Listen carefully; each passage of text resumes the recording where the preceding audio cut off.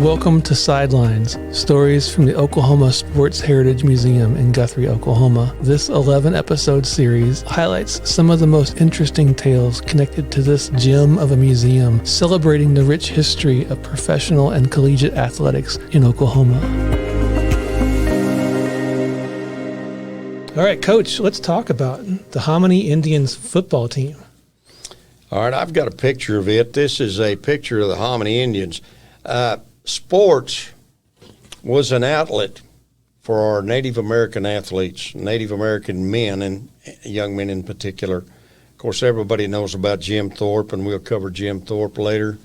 But there was a oil man in Hominy, Oklahoma, that financed a football team that played in a league that had teams in northern Oklahoma, northeastern Oklahoma, Kansas, and Missouri and Arkansas. And one of the key players on this Hominy Professional American Football League during the 20s and 30s was Pepper Martin.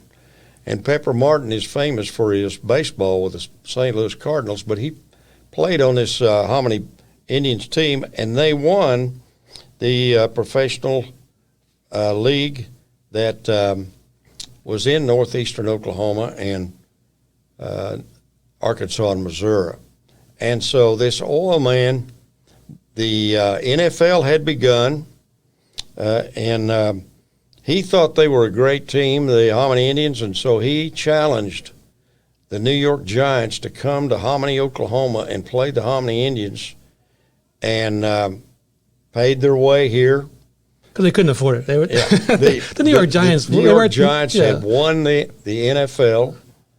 They weren't making the salaries that they're making today. Not like they are today. And so they played there, and in 1927, the picture that we have of the team, that's the team that Johnny Pepper Martin played on. But they came there and played the Hominy Indians, and the Hominy Indians won the game and defeated the Giants that year. We have a display for that at the museum, and of course some of those players are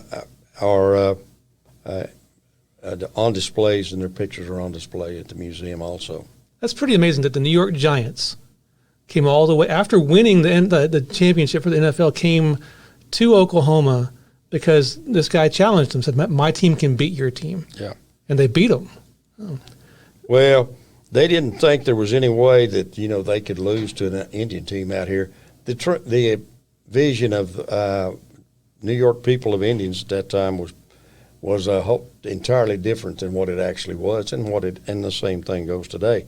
But in this one picture we've got here with the Hominy team, Jim Thorpe is the second from the left, and he returned to Oklahoma several occasions to play with the Indians, the Hominy Indians. The team was made up of players from many different tribes.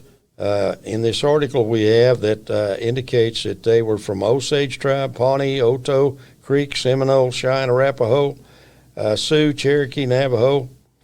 So many of the tribes in Oklahoma were involved in this, and sports was a release for those guys.